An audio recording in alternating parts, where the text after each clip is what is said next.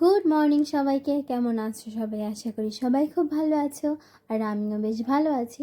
আর আজকে নতুন আর একটা ভিডিওতে তোমাদের সবাইকে স্বাগতম। তো আজকে সকাল সকাল রেডি হয়ে নিয়েছি। রেডি হওয়ার আগে অনেক সকালবেলায় আজকে ঘুম দিয়ে উঠেছি। ঘুম দিয়ে উঠে পুজো দিয়ে কিছু ব্রেকফাস্ট করে আমরা বেরিয়ে পড়লাম, কারণ আজকে আমাদের একটা জায়গায় যেতে হবে।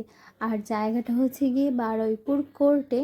কারণ আমাদের যেহেতু ইন্টারন্যাশনাল ম্যারেজ হয়েছে, সেই জন্য আমাদের এখনও কিছু কাজ বাকি আছে, যেটা আমরা আস্তে আস্তে করে করছি। তো আমরা যাচ্ছিলাম সেদিন কোর্টে। তো আমরা এই তো রেডি হয়ে বেরিয়ে পড়লাম। আর আজকে আমরা যাচ্ছি নরেন্দ্রপুর স্টেশন থেকে, গড়িয়া থেকে যাচ্ছি না। আর আমরা বাইকও আনিনি, বাড়ি থেকে একটুখানি যেহেতু এই স্টেশনটা, আমরা হেঁটেই যাচ্ছিলাম।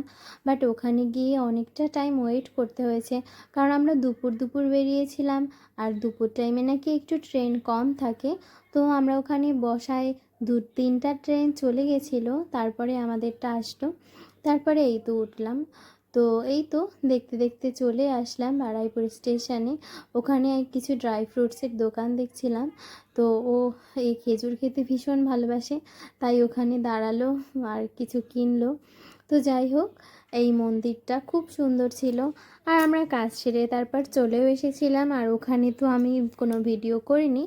আর এটা নিয়ে ও একটা স্পেশাল ভিডিও বানিয়েছে, সেটা তোমরা ওর চ্যানেলে নিশ্চয়ই খুব তাড়াতাড়ি পেয়ে যাবে। আমরা কেন কোর্টে গেছি সেটা নিয়ে ও ডিটেলসে একটা ভিডিও বানিয়েছে। আশা করি তোমরা ওর ভিডিওটা দেখলে ভালো করে বুঝতে পারবে। যেহেতু আমি এই ব্যাপারে এত ভালো জানি না, তাই আমি এই ভিডিওতে এই সম্পর্কে কিছু বললামও না। তো যাই হোক, এই তো আমরা গড়িয়াতে চলে এসেছিলাম। বাড়ি আসতে আসতে আমাদের 3টা বেজে গেছিলো। আর ওখানে দাঁড়িয়ে আমরা একটু লেবু জল খেয়ে নিয়েছিলাম, কারণ যেহেতু অনেক সকালে বেরিয়েছি, একটু খিদেও পেয়ে গেছিলো। তারপরে বাড়িতে চলে আসলাম, অটোতে করে আসলাম, কারণ আমরা তো বাইক নেইনি। আর এসে ফ্রেশ হয়ে নিলাম। আর দেখো আমার মুখের অবস্থা কি কলকাতায় আসার পরে। আমি বুঝতে পারছি না এটা কেন হলো। আগে কিন্তু এখানের জলটা আমার ভালোই স্যুট করতো, বাট এখন কী হয়েছে আমি জানি না। হয়তো বা ফেস ওয়াশ আমার একটু অন্য ব্যবহার করছি। আমাদের আস্তে আস্তে যেহেতু দেরি হয়ে গেছে, তাই আমি খুব চটজলদি আজকে রান্নাটা করে নেব। আর এই ভর্তাটা হচ্ছে গিয়ে অমিতের খুব ফেভারিট। তো তোমাদের সাথেও শেয়ার করি, বাড়িতে বানিয়ে খাবে, এটা খুব ভালো লাগে খেতে। এটা আমি আমার পিসির কাছ থেকে শিখেছি। তো আজকে তোমাদের সাথে শেয়ার করলাম। এখানে বেগুন নিয়েছি আমি একটা, আর একটা টমেটো নিয়েছি। দেখতেই পাচ্ছ কীভাবে কেটে নিয়েছিলাম। এরপরে আরেকটু পেঁয়াজ আর কাঁচা লঙ্কা আর শুকনো লঙ্কা কুচি করে নিয়েছিলাম। তারপরে প্রথমে ফোড়ন দেব। আর এখানে ফোড়নে আমি জিরা আর সরিষা দিয়েছি। তারপরে ওই তেলে আমি টমেটো আর বেগুনটা দিয়ে হলুদ আর লবণ দিয়ে ভালো করে ভেজে নেব। এখানে আমি ঢেকে দিয়েছিলাম। তারপরে আর এটা সেদ্ধ হয়ে গেলে আমি দেখছো যেরকম ম্যাশ করে নিচ্ছি, এরকম ম্যাশ করে নেব। আর লাস্টে তুমি ধনেপাতা, লবণ আর হচ্ছে গিয়ে গরম মশলা দিয়ে নামিয়ে নিয়েছি। আর নামানোর পরে তোমরা যেটা খুব ইম্পর্টেন্ট, সেটা হচ্ছে গিয়ে এই লেবুর রস।